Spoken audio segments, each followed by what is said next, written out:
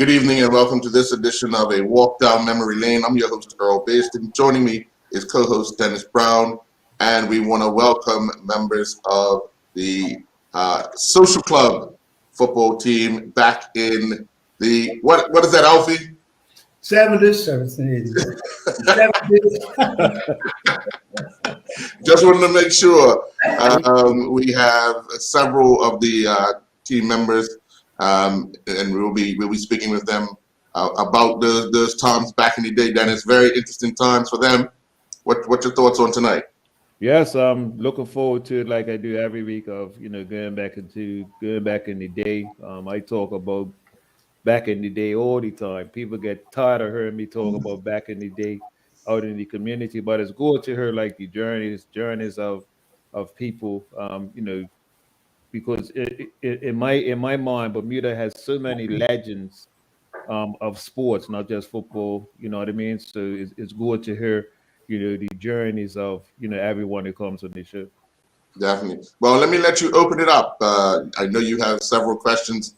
You made a comment prior to the show starting. You wish you would have played when Harold was playing. I think I played against Harold late. I did when he went to Vasco. Yeah. I think I played it. I was like 16 then, and he was at Vasco under Danny Seymour, I believe.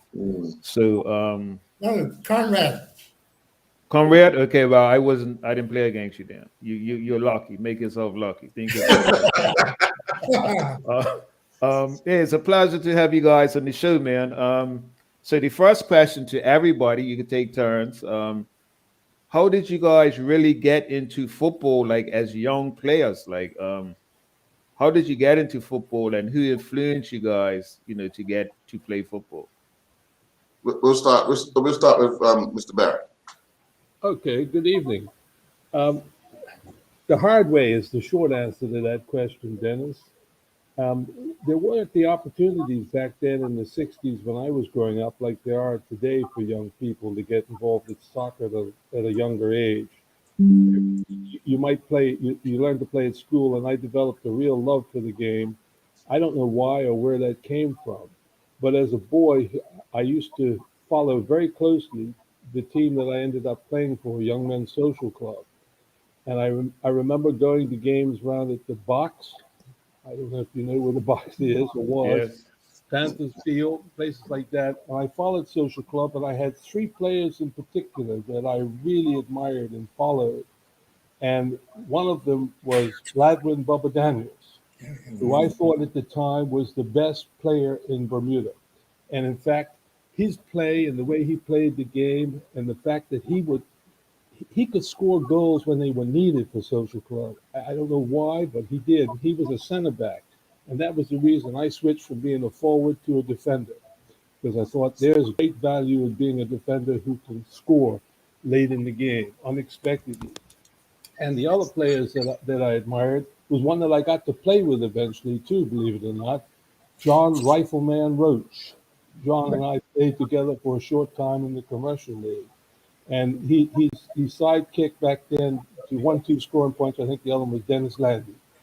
And I admired the club, and I was so pleased when I was able to put on a shirt for Young Men's Social Club when I came back from university. I'd gone to school in Canada and played up there. And let me tell you, that's a hard ground and cold weather when they play from September to November. And I came back, and I'll stop there because I don't know quite how Alfie, some reason I would talk to Alfie. He was the coach of Young Men's Social Club, and he persuaded me to give it a go, to come back. And I wanted to play first division ball. Back then it wasn't Premier, it was first division, second division, and a reserve division, as I recall. There was a reserve division. And I wanted to play first division ball, and I wanted to play for Young Men's Social Club. So I was really pleased I was able to do that. And also, John, as a defender, you could kick people like Mal. Right? We could kick people. Alfie, as I remember, you used the coaches to play the overlapping style. You remember back then, the Brazilian play? Yes. And I had taught myself to kick with the left foot because I figured that doubled my chances of making any team. Yeah, You that's could play good. on the left side of the field. And, Right. and so Alfie used to coach us to play like an overlapping fullback and to save yourself to make 2 or 3 runs, maybe a half, certainly a game. Mm. That's right. Walker? Yes, good evening. Good evening. My journey with Young Men Social Club started in 1968 when I came from Hamilton Parish. And this young man to my right here, Mal Lewis, he really was the person that influenced me to come to Social Club, man. And I ended up spending 10 seasons with Social Club, and it was a very pleasant some very pleasant times, and a lot of people wouldn't remember this, but I think it was 77, 78 when I went back to Hamilton Parish. Mal Lewis came down there with me as well, but people wouldn't remember that there, you know. But in talking about the social club guys, it was really a good time to be around a lot of good guys when those guys knew how to look after each other, man.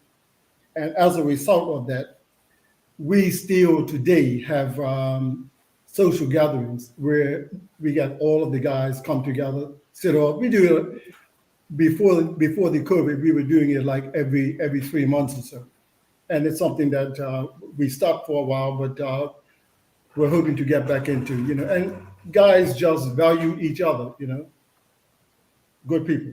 So, Nerlin, before you go on, right?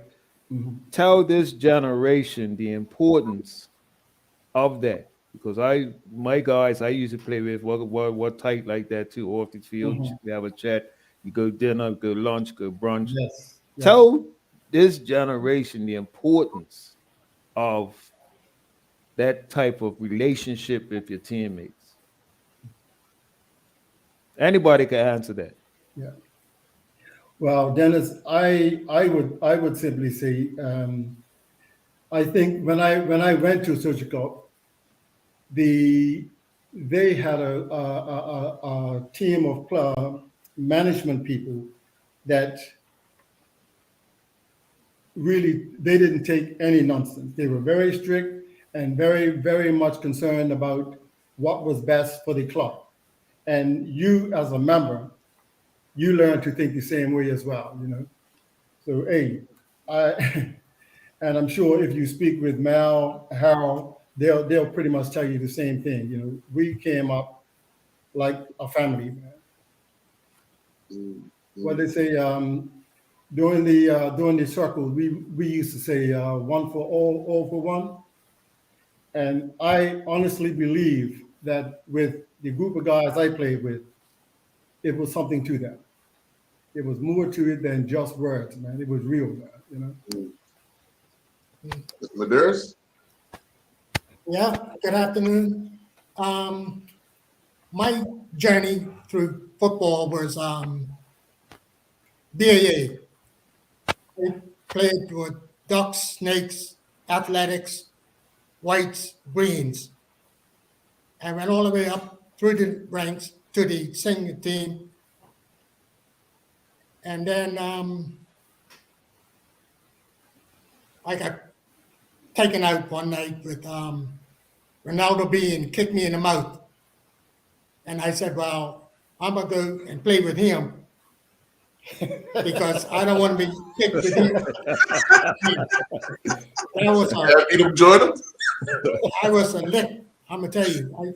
22 stitches in my mouth. Wow. And so, yeah, I went to play, and I played one season with Warwick United. Then I went to Colts, and I played 8 or 10 seasons there, and then the Search Club for 5 or 6 years.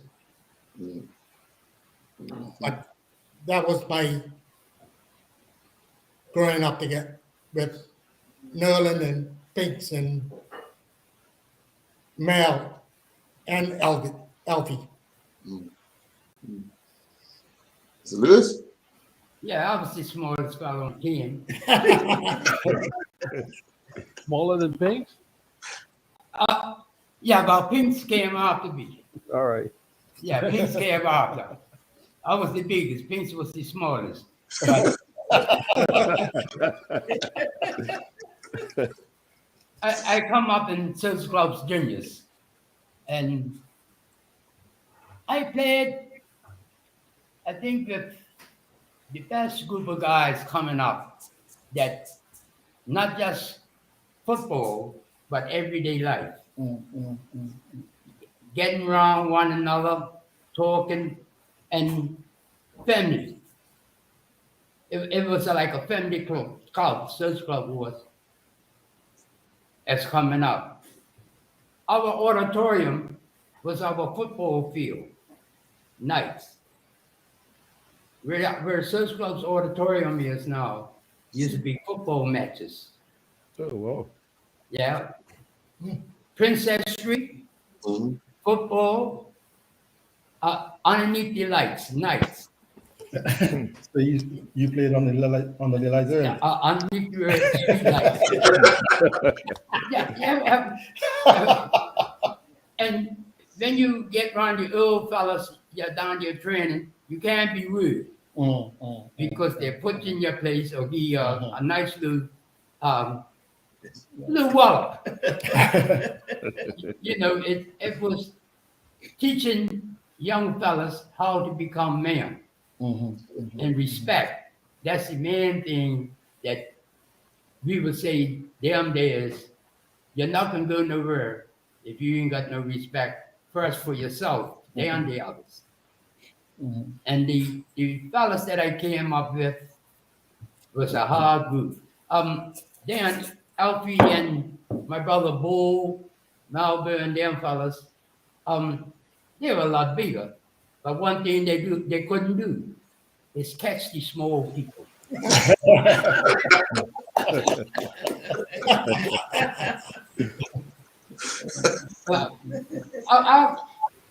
Our brother Bird. Look, I'll bet he came to social club. We used to have a lot of running, Yeah. a lot of training. Up Churchill, Prospect. That's right. Run flats, come back, and run up and down the field before you hit a ball. Yes, if you're not in shape, you're not touching the ball. And I think today is fellas don't look at football as something that can get them to go somewhere, let's say like Clyde and other players that went and played in America. Today, the fellas are, I call it stalls. They didn't have respect for one another. And most of all, they don't have respect for the club. Yeah, you need that. Because when they're on the field, you have to have another look and say, boy, what happened to Bermuda's football? It's better going, today I love watching football, but I don't go and watch the big fellas too much. The small ones are the best. The big ones, the I would call it too good playing TV football and try to play it on the field. But they forget they play with their hands on the board, but then you get out there, you play with your feet and your hair up top. And I think most today, I say coaches and committee gotta get a little stronger and get the clubs, most clubs, football players don't have no respect for spectators or it's a shame when you get out to watch these games, Dave. Sure. I love football, but I don't watch too much today, not the old fellas. No. Steve? Oh, sorry. You Okay, brother. No, I interrupted you. I'm sorry. Go ahead. no, everything you copacetic. If my family was to hear me talking now, they'd be saying, "What's wrong with you?" I real quiet. I'm quiet. Let me on the football field. That's why I was letting you let him go. Just let him keep walking because it's got something to say. Yeah, but we'll get to it. Yeah. Yeah, we'll get a little better. I hope. I pray that we do. Sure. Yeah. I mean, the fellas that I'm playing with and playing against, boy, these fellas playing football today, they won't make it. No. They won't make it. Bronny, you get Barrett. Now Barrett gonna give you a little wallop, you know. I get up and go back up the field and limp. But these guys, they can't take them type of No, thing. no. It's off the field. I enjoy playing with older fellas that, hey, they put you back in your shoes. Mm. Before you get up and go, they let you know where to get off to. And I think that's what's going on in our game with I said the whole aspect of everything is not going upwards, but sliding down. Mm-hmm. Yeah, well off pace. Yeah. And I think we're gonna get a good grip because I didn't see other national squad beating any team around here today. No. And when I was coming up, we used to have, I'm talking about football in Bermuda. Them junior programs that we had, England First Division teams that used to come to Bermuda way back then.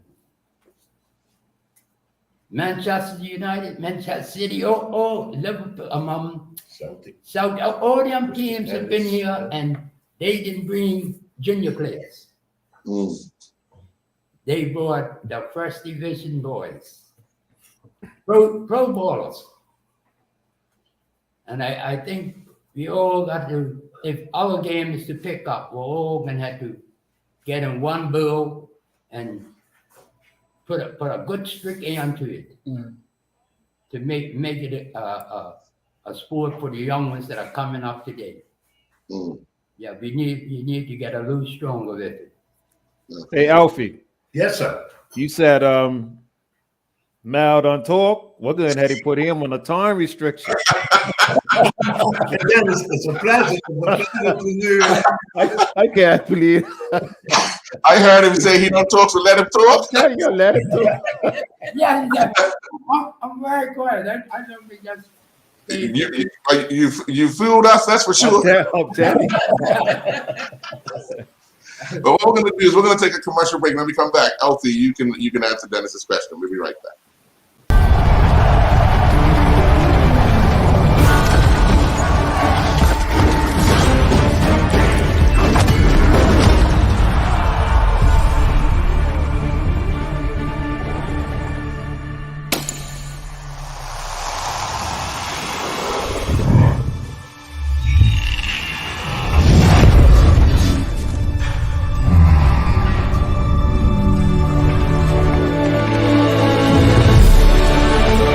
Putting down the weapons. You seeing this?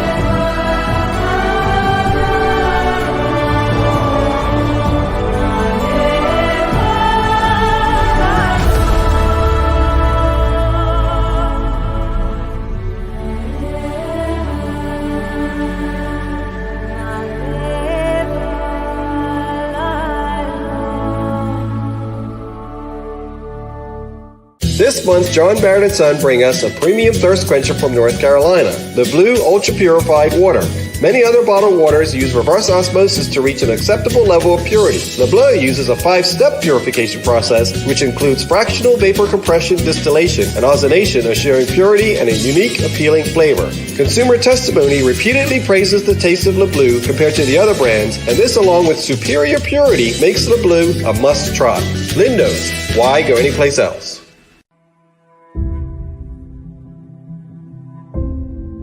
I'm also thankful and grateful because my greatest value of my life is my legacy. But why I do it?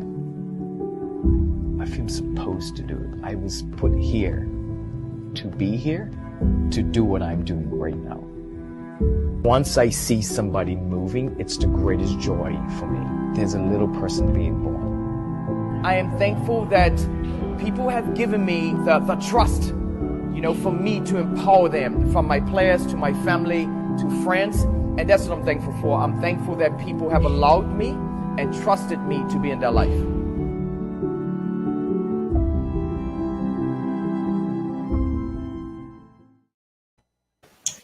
And welcome back. You? Yes, sir. Now, how did you get around these guys? Well, I'm gonna try and keep it short. I'm more to say. Try and keep it short. I'm a social club boy, right? Right. I grew up in social club, and my playing career was short because I got injured in 70, I think 69 or 70, and at that time, the BFA had brought in a coaching director, Alan Jones, who was responsible for football development and the national teams. And he found that there were no local coaches on the island. So he started a coaching course. And I signed up along with fellows like Pepe Deal and Harold Durden, Albert Durden, a couple of English guys. And that's how I got involved with coaching. Pepe and I were the first two locals that they sent to England for further training. And when I came back, Pepe didn't want to deal with young people, so he became the assistant to the senior team, and I became the assistant to the youth team. And as a result, I took on the coaching duties at Social Club. We had a lot of young fellows at that time. Now, Joe Deal, Pinks, Oscar, who else we had? Webster. Webster Bills, yeah. Arnold Adams, Arnold Bombs. And then Nolan came. Randy. Randy Richardson came, yeah. Coach Rupp was one of the older players in the team. And like Nolan and Harold said at the Mount, we just built a camaraderie here. I think I brought some information that the players hadn't had before. And as a result, we trained hard and we played well. We didn't win a whole lot, but we certainly were able to entertain the spectators. They got value for money when they came to watch Social Club play. I think maybe we won a friendship. I think that's about it that we won.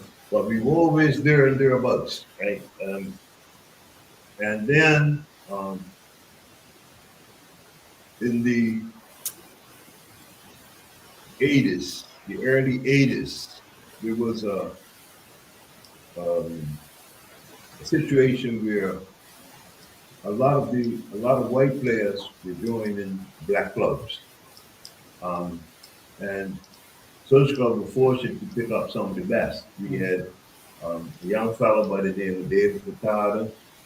We had Harold, of course. We had Dave Wolfson. We had John Barrett. We had Graham Otterbridge, the ex-mayor.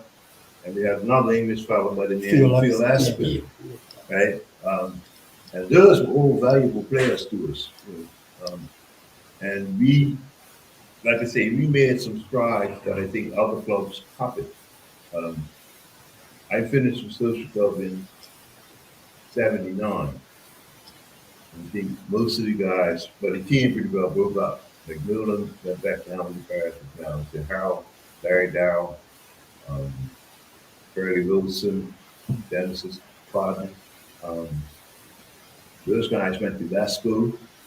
Randy Richardson went back to St. George's. Phil went back to Devonshire Rack. But the diehards, guys like Pinks and Webster and Phil and Bracky Simmons, those guys stayed at the club.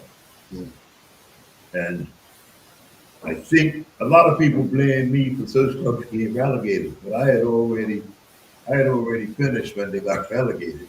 But some of the fans believe that I was the reason the club got relegated for that long, long period of time that they were in the second division.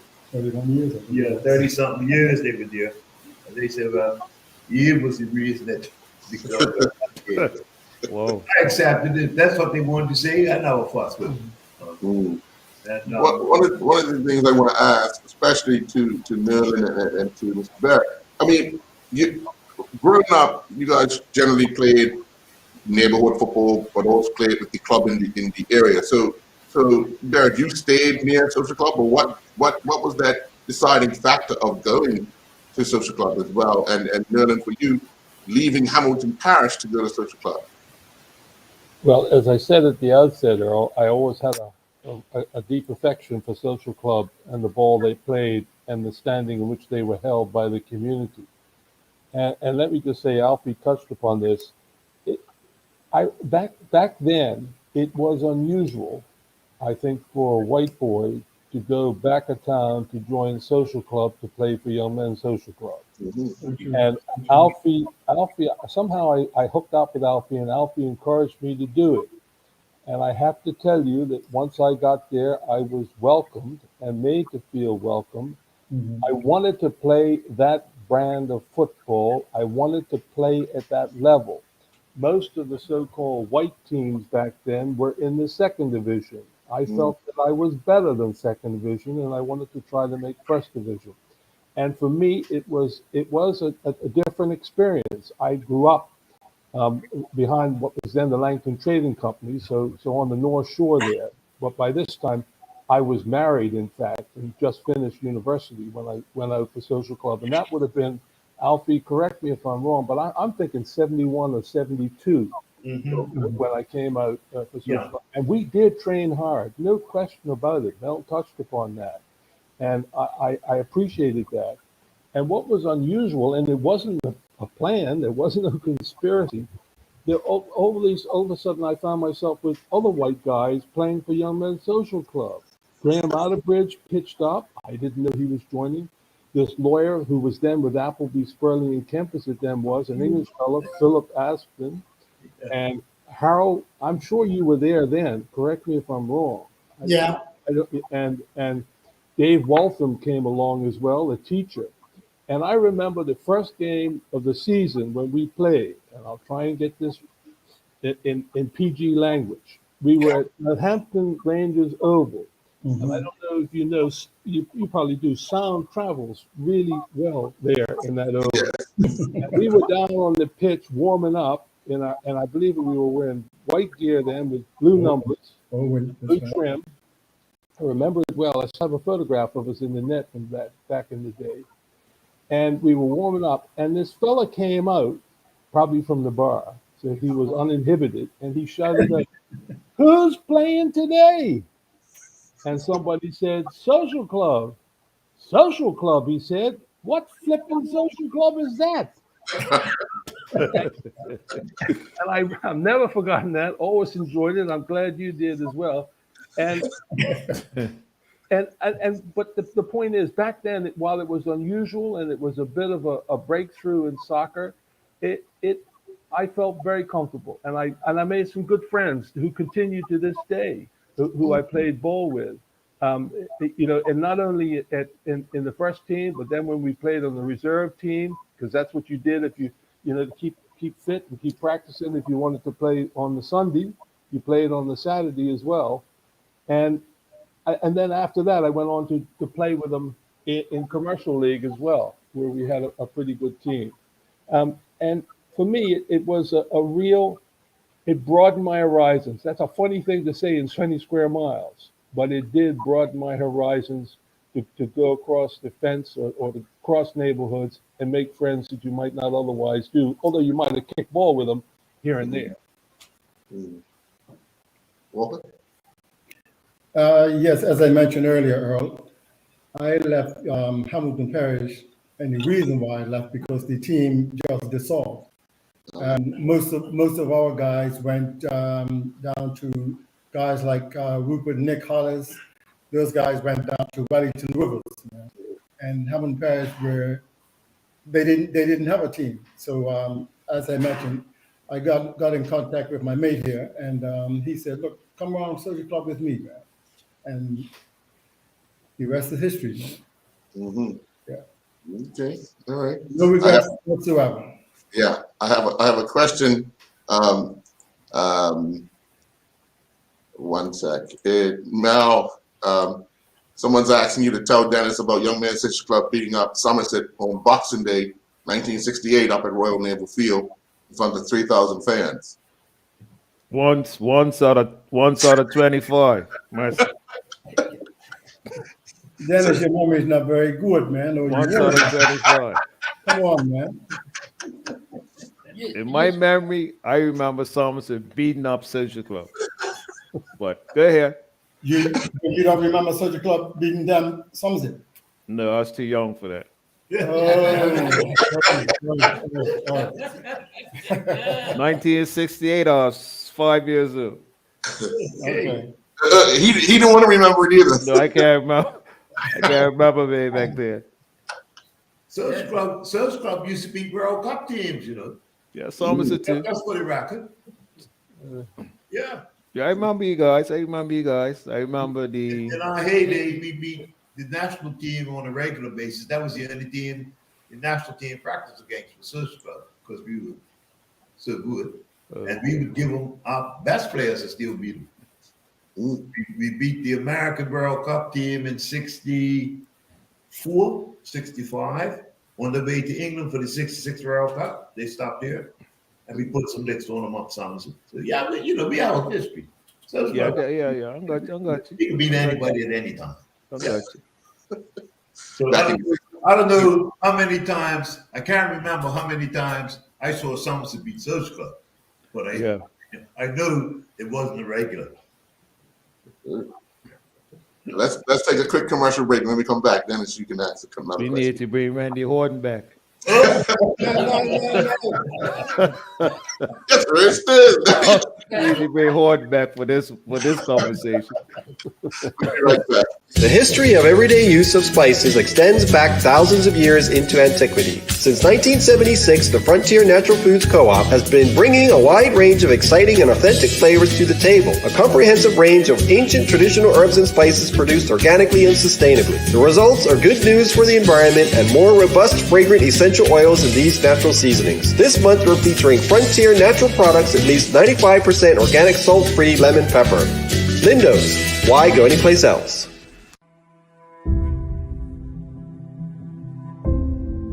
I'm also thankful and grateful because my greatest value of my life is my legacy. But why I do it? I feel supposed to do it. I was put here to be here, to do what I'm doing right now. Once I see somebody moving, it's the greatest joy for me. There's a little person being born. I am thankful that people have given me the trust, for me to empower them, from my players to my family to friends. And that's what I'm thankful for. I'm thankful that people have allowed me and trusted me to be in their life.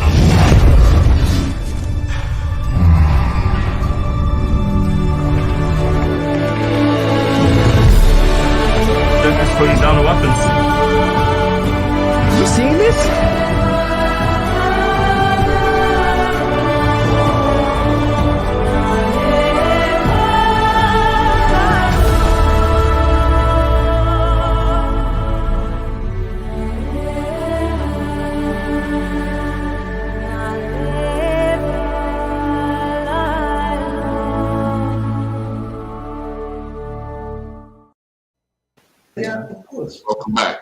Dennis? Okay, this question is for everybody. So in your lifetime, you always come across a coach who you'll never forget.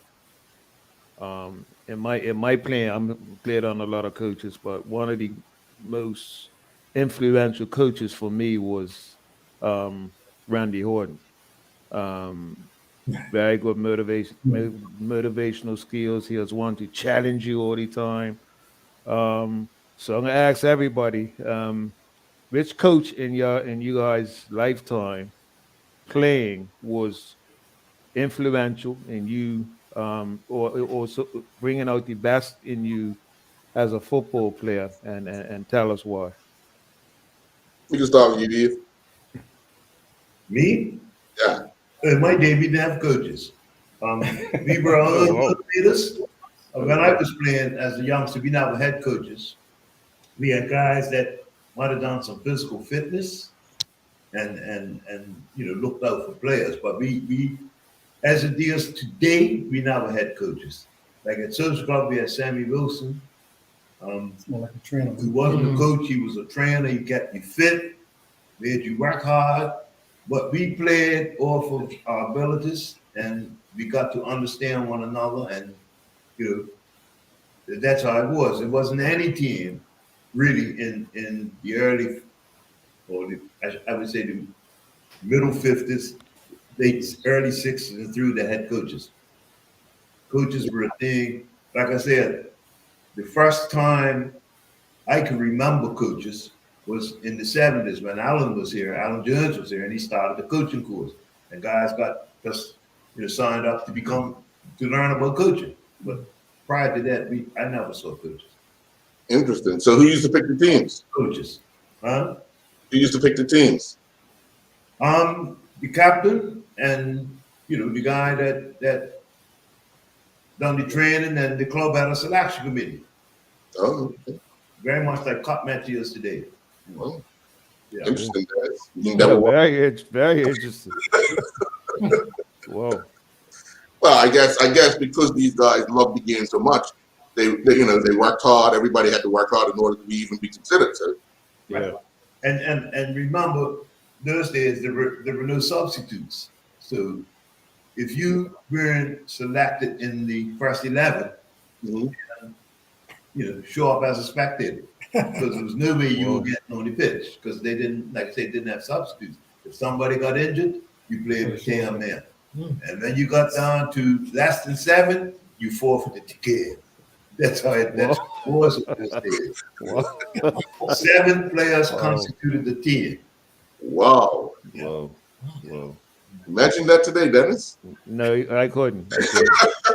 But these- not these days. if you think about it, in those days it was a good thing, because nobody playing them would have wanted to be substituted. No, that's how. I Right, don't want right. to play. I don't want to. Yeah. Today, I'm seeing fellas actually come off the field. I don't know where that comes from. Yeah. Yep, for real. I don't know where that comes from. But no, not during my early days. That would have never happened. Never happened. Oh. Yeah. Oh. So yeah.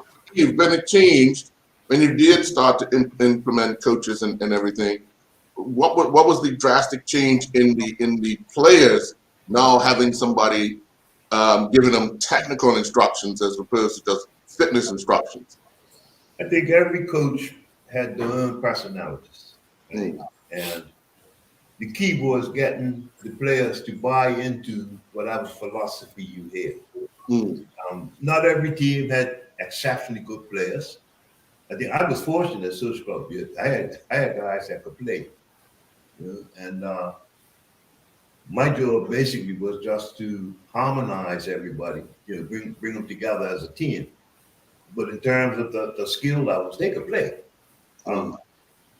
Some players that I've coached just can't play or couldn't play. So you had to be kind and gentle in a way in which you said, look, you're not going to play today, or you're not going to play this week, or whatever. But that was one of the benefits that maybe a coach brought to the game. He was able to see who could play, see who couldn't play, see who fitted in his team, what he wanted, and etc. And certainly when it got to the national level, because prior to that, well, we never had national teams. We always had select teams because we had two separate leagues in my day. So you had select teams, and basically the executive committee of, well, we'll speak about the BFL because that's what I know about. The executive committee were the ones that picked teams to represent the Bermuda Football League. And at that level, you didn't have coaches. But mind you, you had some of the finest players in the game. You know, you had guys like Bumby Simons, Whitney Philpott, Mackie Simmons, all those type of fellas that, you know, they were men and they knew how to handle themselves and they could play. Dennis? A question for Jordan. What was the difference you found out between playing in college and then when you came back and played for Social Club? What was the difference for you when you came back to Bermuda to play? Other than the weather. Yeah. Well, it was, if I put it this way, it was at least 3 tiers higher, because back in the day, we're talking the 60s now, and Canada was just starting to play soccer. It was starting to develop as an alternate sport, and there weren't even any coaches, and it was much like Alfie said, you'd organize yourselves, and the captain would pick the team or where people would play, because normally you didn't have more than 12 people. The best teams were the ones out of Toronto, like U of T and Ryerson, where they had international students. And I remember a great game with Ryerson, where I actually scored the winning goal. It was 1-0. But that was a higher standard, where you were playing against people from Brazil and South America, and it was pretty good. But it wasn't organized, and like just picking up on a point that Alfie made. I mean, when you asked who was the coach who had the greatest influence, Alfie was the first coach I ever had, to be quite honest with you, in organized football. So he was the one who had the most impact, as it were, in terms of now having someone who is managing the team and directing you and telling you where you're going to play and how you're going to play. And you could see how you fit into an overall scheme, which is something I never had before that. I mean, you'd see it play on TV, on English football, on a week's delay, as it used to be back then, or if that. But this was the first time I was exposed to something like that, which was tremendous. And Alfie, if I remember, you had at least 20, 24, 30, maybe as many as 30 guys trying out for Social Club when we first started in the summer, and we were able to field 2 teams, you always on the Sunday or the Saturday. And I don't, I didn't care for your job. I mean, sometimes you told me nicely and kindly that I wasn't playing this week, and I had a hard time because I was a reporter and I had an editor who liked to really get my goat by making me work on Sundays, which made it difficult too. And then that's another story. The question for Mal, Nerlin, and Harold. I know you guys have played many memorable matches for Social Club. Name some memorable matches that you guys were a part of that you probably. So I remember some matches I will never forget. Name some matches that were very memorable to you guys. Dennis, I would say we had a match against Devonshire Coast, semifinals of the Friendship. We were leading Devonshire Coast 3-0 the first time, and lost the match 4-3. Oh, wow. That was hard to swallow, man. That was really, really hard to swallow. And we played them again a few nights later. And once again, we went up 3-1. 3-0. And they came back 3-1. And we ended up winning the game 4-1. But it wasn't like the game that we had lost the week before, because that would have put us in Semi-final. the finals, man, Yeah. And in terms of people that may have had some sort of influence, I would, as Alfie mentioned, like we had a group of guys at Social Club that didn't really need a lot of coaching, and Alfie was there to I thought Alfie was a very, very good organizer, and he had us doing some things that we never really done before, and people had never seen before. Like Social Club had this thing. Devonshire Rack was our home field, and the eastern side of the field is where most of Social Club's people used to be. And we had this thing like we would come out of the changing rooms, and we would run out and run down towards our fans and just wave to them, man. And that was way back then. That was a real big thing because no one done anything like that, And then we had guys in our team like Mackie Simons, John Roach, Coach Trot. Those guys were very, very knowledgeable guys, man, and always willing to share information with you, So they were probably some of the people that I would look back and say thanks to, man. Mm-hmm. There? Well, going back in the day, Goose Gosling was the main guy for BAA. He had to pick 5 or 6 teams, all the way from Ducks and Steaks to the senior team. And he had a great job for him to do that. But then coaches, I went to Graham Adams. He was a great coach. He worked too hard physically, and he taught me a little bit about goalkeeping. Not a whole lot, but a little. And then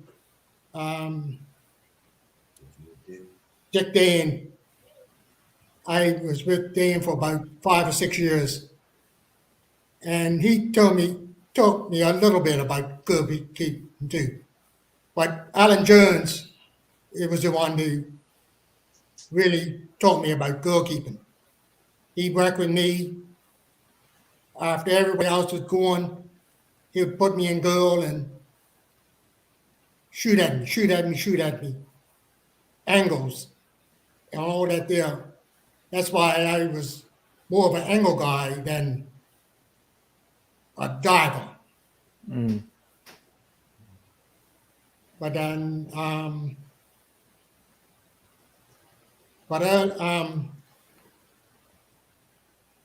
Graham Adams was the one that put together that under 18 squad. You scored. Youth squad at Bowie.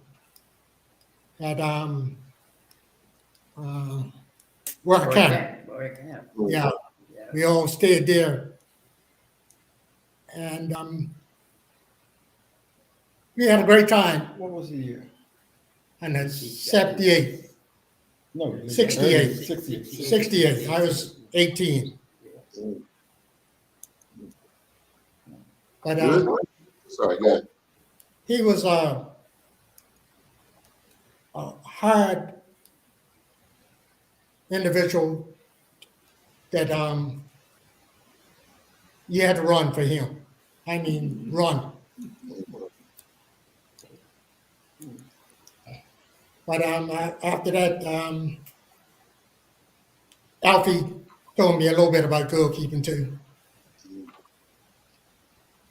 But that's the extent of my goalkeeping. So before Mal goes, so now nowadays you have goalkeeper coaches. How did you as a goalkeeper, because I remember you as a very good goalkeeper, what did you do in training to enhance your skills? Like, because like I said, nowadays you have specialized goalkeeper coaches.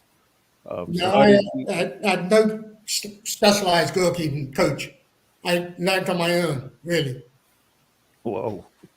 The guys shooting at me, narrowing the angles and things like that there. But I learned it basically all on my own. Were you just putting goal, or you chose goalkeeper? No, I started out as a halfback, and then I went into goal about 11 years old. And I stayed there for the rest of my career. Okay.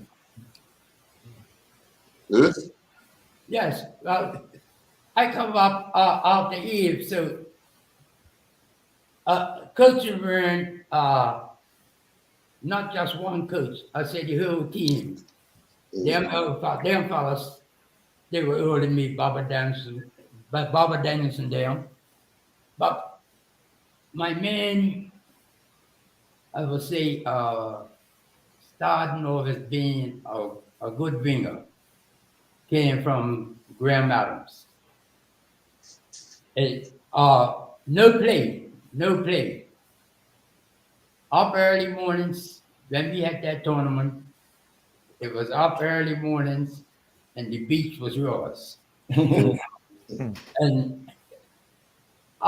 we had about 8 teams came down, somewhere around there. They were going to tour the island, and we fellas used to go work.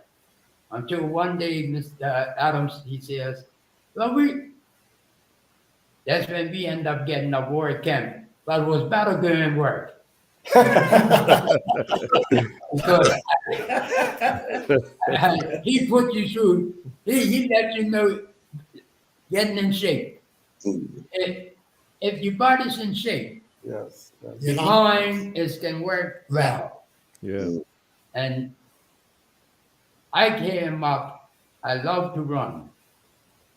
And I'm a runner. If I'm playing against you, I hope you got a lot of energy pills with you, because I'm going to surely drain them.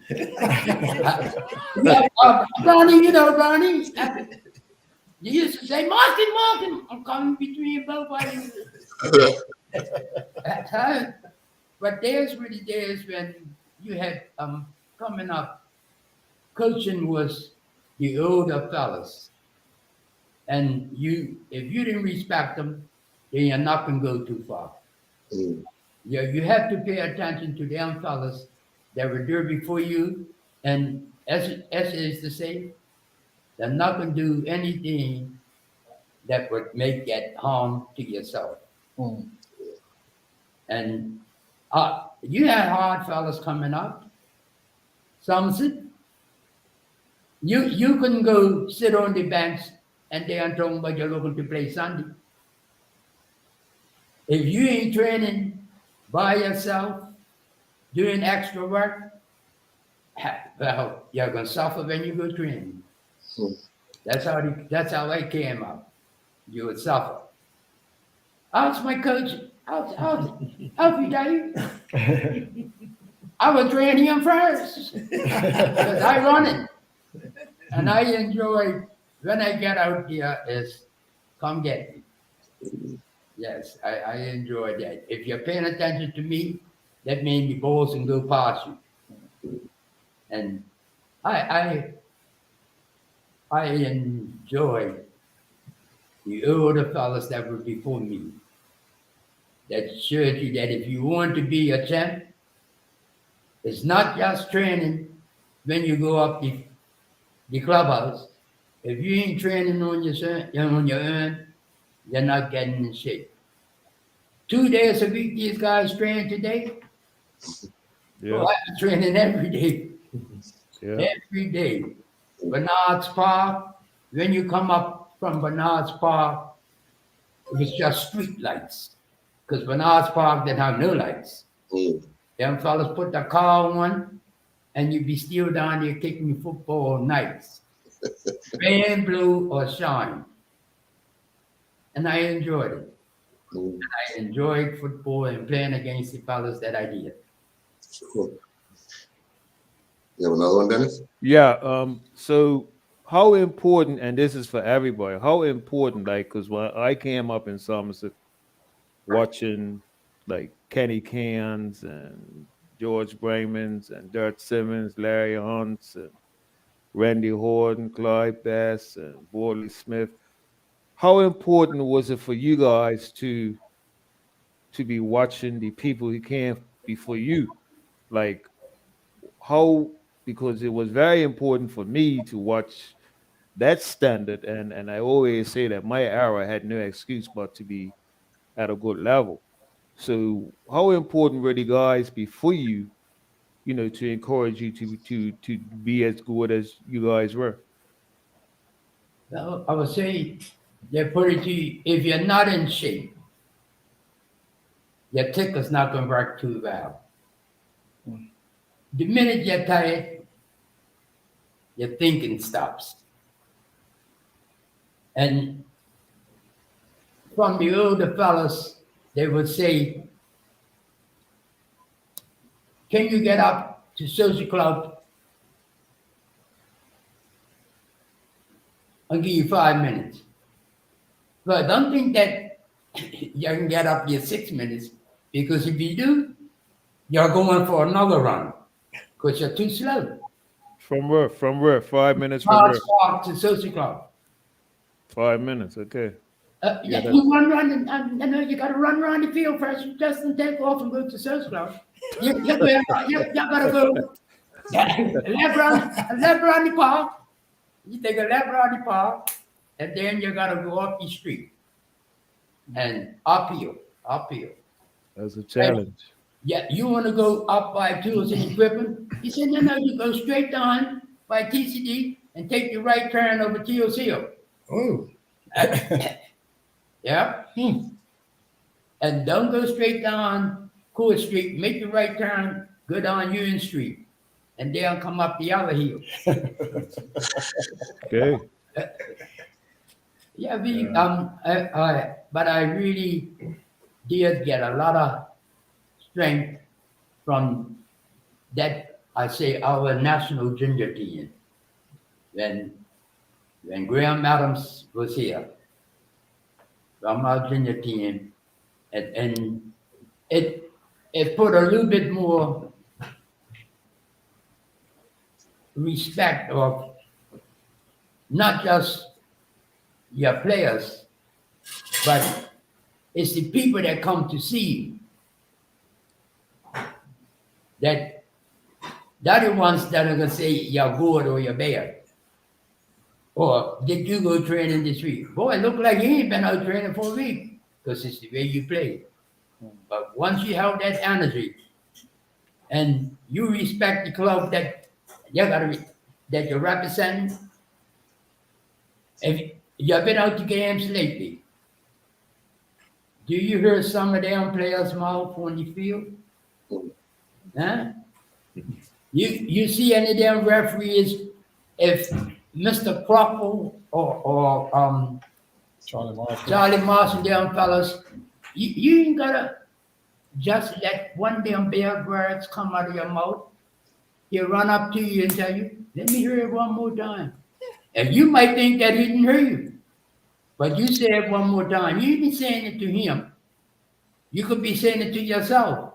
But no, that doesn't happen on the pitch.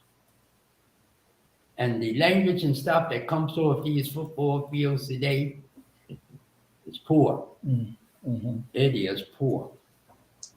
We have to get a grip on the coaches, to get a grip on the players, that if you want people, spectators, then you got to respect the spectators that come to see you. Mm-hmm. Mm-hmm. So I really would like that a lot of that language and stuff on football fields gotta go. It has to go. not making the football. These little junior players, little bantam fellas come out watching football, and that's what they gotta watch. No, no. We have to get a real grip on what's going on. If we're going to go around the world to represent Bermuda, boy, then you don't want half of these players go, because they'll give Bermuda a bad name. Yeah. So, John, who did you enjoy watching when you were? I remember you said Bubba Daniels. Bubba Daniels. Bubba Daniels. No question about it. I thought he was the best player in the island back in the 60s. No question about it in my mind. For his tactics, the way he controlled the play, and he stood out. That's not to say that I didn't appreciate people like Bummy Simons. Nibs Lewis, too, was very skillful with the ball, I have to say. And then also Gapaway, Bayfield Clark, that Dock Hill Rangers, people like that I remember. And those are the people, and when you saw them play, when you said what it meant to you, it motivated you, and it motivated you to be better. But like Mel says, what we often overlook today is the hard work that has to go in to get there in terms of being fit. You cannot play the game well if you are not fit. And fitness requires, I remember running the beaches too back in the day, and that was on my own time. Never mind social clubs training, and that's what it takes. And the one thing I would say before I finish, and I want to strike this note: I have 4 grandchildren, and they're all playing in the BFA program, for kids, and they range in ages from 9 right up to 13.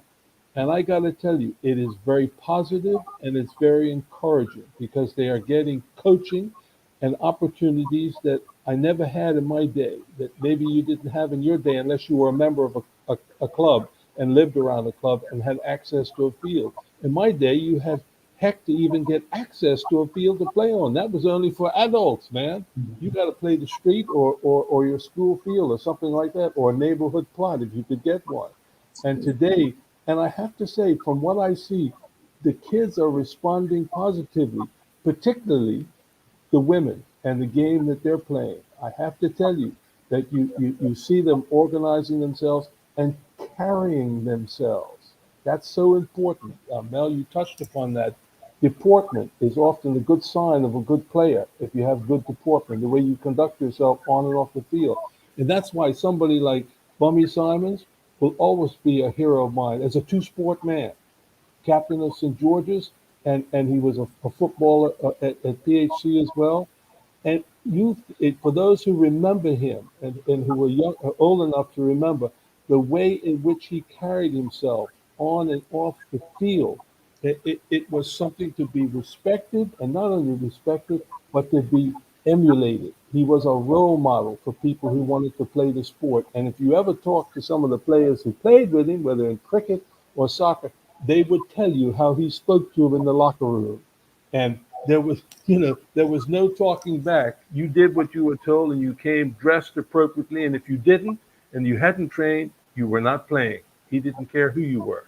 And that's how you build a good team. You don't do it, obviously, to hurt somebody. You do it to bring them along. But those are the type of people that we had in Bermuda back in the day, who sadly didn't all get the opportunities that are presented to young people today if they work hard and stick to it. Yep. Definitely. No truer words have been spoken, Dennis. Yeah, I agree. Just saying today how many opportunities these guys have today that they don't really take advantage of, So Nerlin, who did you look up to before we go? Who did you look up to, like to aspire to be like somebody?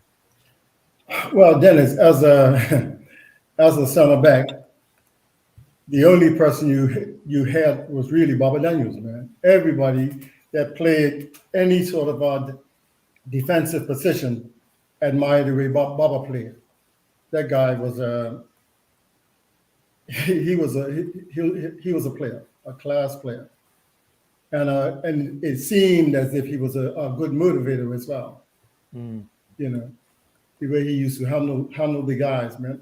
I remember having a conversation with Coach Trott when Coach Trott was traveling with him at national level, and he said Baba would always come around and check the guys. Are you okay? Are you okay? You know, like he was a team guy, man. You know, Mm. and that was a fellow that I looked up to.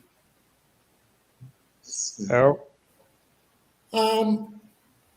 Then Dennis Wainwright, I had watched him a lot growing up. Not many other goalkeepers that I really did watch besides him for Search Club. But and of course the cat, Mm. Sam Yeah. Wilson. Mm. Yeah, I watched him a little, Mm. Mm. but no one else really. No, and you made a point earlier to talk about the you guys getting together on a regular basis, post COVID and so forth. But how many times do you see, or could you see, you guys inviting the current members of the team, or those just in just past your era, coming out just to show them what can be done off the field to help on the field unit? Well, we've shared the information that with those guys and the coaching staff, just what we do as a group, you know, and it was met with I think the coach said that periodically they will go back to the club as a group, but I don't know if that's the same, you know. I don't think you get the get that much out of it. You know, I think what we do is kind of unique. So much so, man, like we whenever one of our guys, and we've had situations where one of our players may have fallen on hard times, man, that's when you really see the social club guys coming together, you know. And that, to me, that's pretty rare, man. Definitely. Well, let me ask this question then, and we can ask each and every one of you. Who did you feel was your toughest opponent? We can start with you, Barrett. You mean person? Yes. Hardest person I ever marked was Nell Armstrong. Did anybody remember Mel? Now used to play for Daventry Cougars. That's right. Yeah. I remember one day up at Rec. I don't know if it was reserve or first division, but he was tough. He was big. Yeah, he was and he was quick for a big man, and strong in the air. Yeah. And that was probably the hardest. Another one who was deceptive. I mean, you just did is Ralph Gumbo Bean. Never give him 3 inches. Stay as tight as you can. He was something else, man. Yeah, he was. But Mel was the toughest on the ground, in the air. I just remember that vividly after Devonshire Rec. A tough day at the office. Yeah. Lewis? Oh boy. I had so many rounds social club, man, that Who played against? who I played against. Yes. Yeah. God, man, all of them come back down here. I used to love teasing them. You know. So you didn't struggle with none of them. Now, don't get too close. I couldn't get too close to. They give you. I'm a small fella, and I'm had some knots. So I used to say, push the ball. I can run around them. They can catch me. I run like McGraw Prince. I run a snaker. No. Well, but one thing you would remember, who hit you the hardest? Yeah. Marcus. Marcus Douglas. Hey. My favorite player. No, that was. He pulled one on me that time. But I came back and told him I'm coming back, though. and I came back. Kenny Kayan played against when Bobby Daniels went to Somerset. Yeah. I must admit, I'm playing against a lot of old fellas, and I'm young. Was it, Ed Dawn? Yeah. Oh, I'm fellas that when you looked up, I was about 3 feet high, and they were about 7 feet. Everybody I'm playing against was twice my size. You ever played against David Busby? Yeah. Warwick? Bombardiers? Them fellas, when they hit you, everybody feels it. They say, come back again. I said, I'll come back. You can hold the ball, but not me. And I just really enjoy going down the wing, cutting in, and getting rid of the ball. You get rid of the ball, you don't get too many slams. Sure. And I just enjoy it. I had a lot of, let's say, good times in football. Played against a lot of great fellas. Sure. Charles Reed. When you go back to, like even Somerset, when you had them fellas going down there, Borley, and really Rudy Miners, Rudy Rudy Smith. Miners, yeah. Them fellas didn't look at your size, You're playing against them. Well, yeah, man, it won't be no easing up there. Really no easing up. If you're really in shape, it's hard for you. But I really enjoyed playing against a lot of them old fellas that taught you really how to play at the game of football there, now soccer. Darius, who was your toughest opponent? Well, I had a few, but Randy put a few marks on me. Randy Horton, that is. He's a big guy. Yeah, I'm 5'8", he's 6 foot odd. And one day he hit me with his elbow. I saw stars. I mean, he took me out up Devonshire one night. But all of them were hard. Like Ralph Combo Bean, he was tricky. You had to watch what he was doing. All the center forwards that I went up against were bigger than I was. I'll tell you that. And I had my hands full. I gave some licks, and I took some licks. That's all. Welcome. Well, the most difficult player I had to play against was Ralph Gumbo Bean, without a doubt. Ralph Gumbo Bean. He was a complete player, man.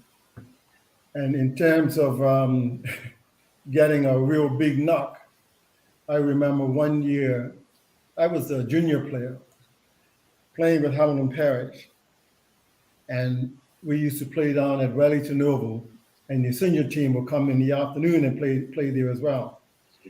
This particular day, the senior team was short, and some of you guys used to make ourselves available, play under somebody else's name, and we played against Wellington Rovers, man. Wellington Rovers had this guy, right fullback, Russell Knights. Yeah, I'm sure you. I know Russell Knights was tough, man. He was tough, and he was built like a brick house. The guy hit me, and I saw stars. And he said to me, "Welcome to senior football." I said, "Okay." Okay. But toughest player, Ralph Gumbo Bean. That's definitely. Eve, during your short time playing, who did you consider your toughest opponent? Well, I was between the forward and the well, today midfield, but we were half backs then. Mhm. And who was my toughest opponent? I'm like Mal. We used to have fun playing. So defenders were like enemies to us anyhow. Mhm. And the more we went past him, like his brother in particular, Alvin Moore, he had the knack where he could go past you, look back to see what you were doing, Mhm. and stop and wait for you to come again, to go past you again. You know, that's how we were brazen in those days. Like, you know, we didn't really care too much about how big you were or whatever, right? We just played. And if we had to get a lick, we took it. Because we knew that what we were doing was teasing Yes. some of them defenders. Mm. And everything was different in those days. You know, the boots were different. Like, you know, not like these, I call them slippers that they wear today. When I was playing, you had the hard toe boots, you know, up your ankles. That was the protection from the ball anyway. Yeah, and you never kick the ball with your instep because you couldn't kick it with your instep. The boot just wasn't designed for that. So if you missed the ball and you got somebody shin, it hurt. Okay, it hurt. And you had to be brave because if you went off the field, your team was short. You know? So you took the lick with all the pain. You may believe that it didn't hurt, but you knew it was hurting.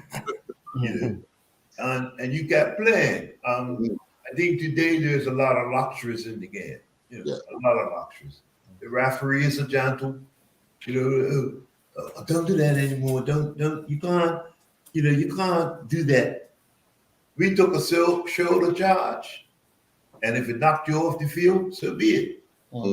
Like Mal said, you got up and you came back on. Today, if you put a shoulder charge on somebody, the ref's calling a foul. And we had the referees that would tell you straight, this is a man's game. Get up and keep playing. You know, and if you broke your leg, so be it. You broke your leg. You know? Whoa. Yeah, you sit out for a year and you come back and play again. But yeah, it was. I found football to be fun. I enjoyed the short time I had to play. I got injured up at Southampton Rangers. I can't remember who it was, but I got the full boot in my knee, in my right knee, and it dislocated the knee. So I said during then, yeah, that's enough for me. I ain't taking these type of things. I can't do that because I was playing cricket as well, you know, and I was a pace bowler, so I had to be able to run. Right. And with that, you know, knee injury, I said no, I'm not playing football anymore. So I took it out on the batsman. I didn't bowl to get a wicket. I bowled to hurt you. No one can tell you that. No one played with me for a bit. Yeah. But yeah, it's a big difference in yesterday and today. Yeah. Before I let Dennis ask his final question, who was some of the characters, because you've all spoken about them, referees, and give me a scenario that you had with what we considered the characters back then, because we had some characters as referees. Stevie Crockwell. Yes, sir. I agree with you, Dennis. Stevie was the main one, boy. Yeah. I mean, I remember playing up PHC once. I got knocked on my backside. I thought it was a foul, and I appealed directly to the ref, and he was standing there. I almost got sent off the pitch. I was the one who was, suffered the injury, He blew his whistle, man. He almost sent me off the pitch. and after that, I figured I'm got to be very careful around him. You never forget his understudy at the in them days. McNeil. McNeil Smith, McNeil, yeah. Yep. Baby Pee Wee. I'm telling you, unbelievable. Hey, Dennis, I remember Pee Wee as well, man. I used to work in the hotel, and sometimes, like during the summer months, he used to frequent the hotels I used to work in. And hey, Oh gosh. I thought we were mates. Boy, Oh no. when we came around to the football field, Oh no. he blew me up or something, and I came up to him, and who told me to put my arm on top of him? Oh, he knocked my arm away. Look, don't touch me, don't touch me. I'll send you off. I'll send you off. I said, okay, Mr. Crawford. Okay, Mr. Crawford. He was a character, man. Yeah, he played. But didn't you think sometimes he did it, as they say, just for the purpose? He would find a foul and blow his whistle where there wasn't any, Sure.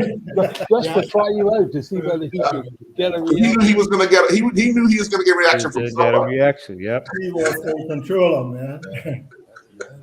He was in charge. Yeah, You didn't say nothing to him. Yeah. Yep. Never forget that. All you had to do was respect the man, Yeah. and that's it. Don't say anything against him because you were off the field. He really did. And we could use some of that today. Yeah, he didn't take Yeah. nothing from nobody. Yeah, don't Yeah. even look sideways. No, sir. Larry, O'Leary. Oh, Larry, Already, yeah. he sent me to, Larry. he sent me off for telling him I don't give a damn what you do. He sent me off, and I got 3 years for that. Oh wow. Yeah. Yeah. So it didn't end there. No, it didn't end there. You talk about that later. Yeah. All right, Dennis. Yeah, my last question is just to how do you guys think? Because I think in some ways our national team has improved a bit, especially the girls. And I hope people get out to see the girls next week because I believe they've improved a lot, not a bit, a lot. How do we get football back to where it used to be? Like us competing, because my playing there, as I tell the guys all the time, we are beating America and Jamaica and Trinidad and Mexico as well. whoever, Mexico, Yeah. right? El Salvador. So, all of them. Suriname. Santo Domingo, all of them. So how do we get our football, or just talk to the players? What do you have to do to go to another level? Like, Dennis, I think that I think Mal mentioned it earlier about behavior on the field. That I think is going to that has a lot to do with it. I think it has a lot to do with it. We're not getting people out to these games.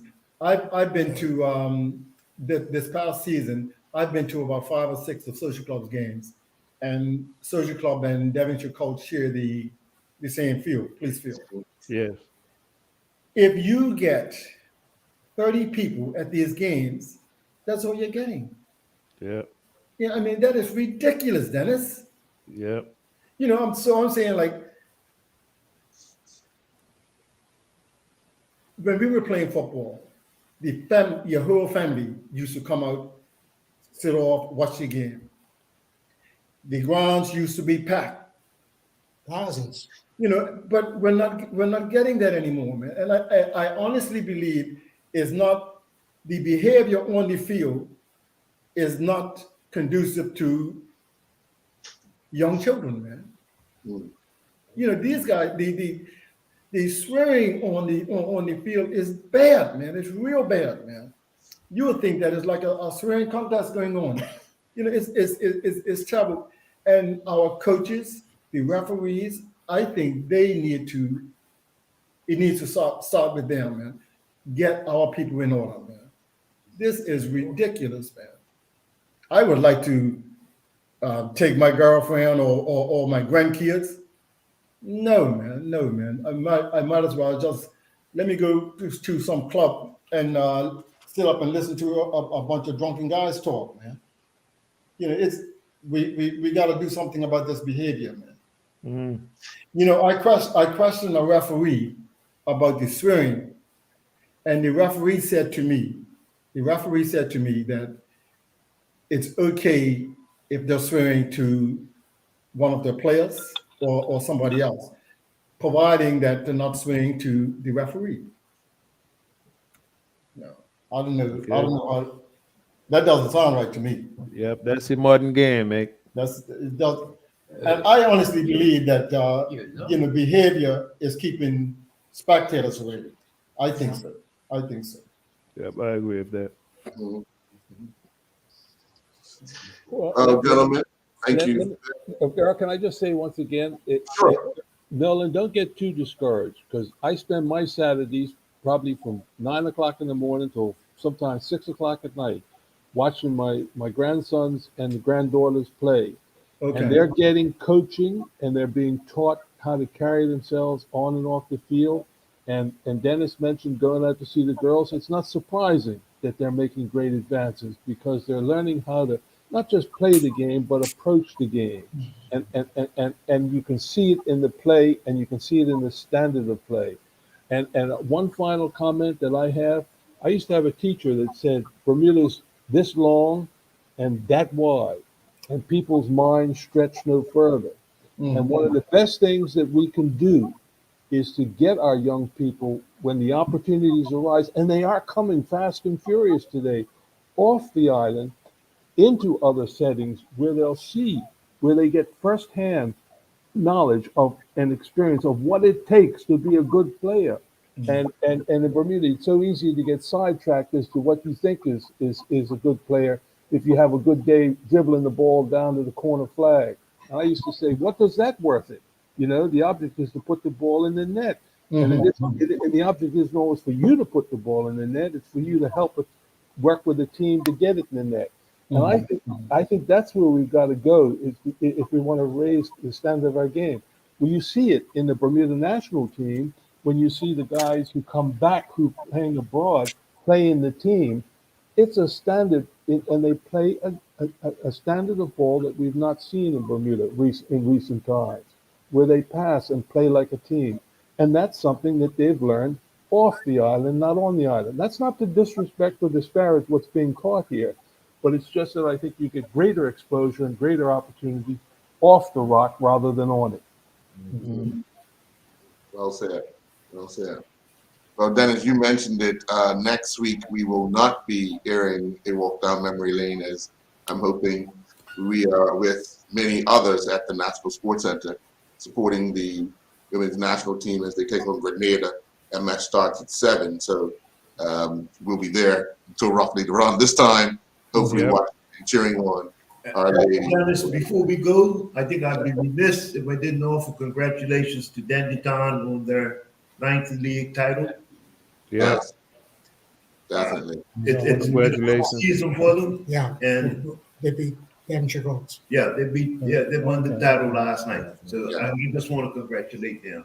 Okay, definitely. Congratulations to the Dandytown Hornets, and also to Hamilton Parish, Merlin. Yes. For their return to the Premier Division after winning the First Division, And Boulevard. as well as Boulevard Days. Boulevard as well, yeah. Yeah. Boulevard got the other one. Yeah. Yeah. So Social Club misses again, Nolan. Yes, sir. Yes. Yeah. It So- seems like this year they might make it. But, you think they'll bring back another cricket team? They're going to lose the rubber band. I was looking to come back out, but I can't get no boots massage. You're looking in the wrong section. You're looking, Yeah, you gotta get the children's section, man. that's hard. I gotta go check out. Huh? well, let me just say on behalf of Dennis and myself, I want to thank you, gentlemen, very, very much for taking us down this social club walk down memory lane. I've thoroughly enjoyed it, and I'm pretty sure some of the things that you guys have mentioned has resonated with a lot of people that are watching and are hoping that we can kind of get back to where we were. And Mr. Barrett, I think you were right.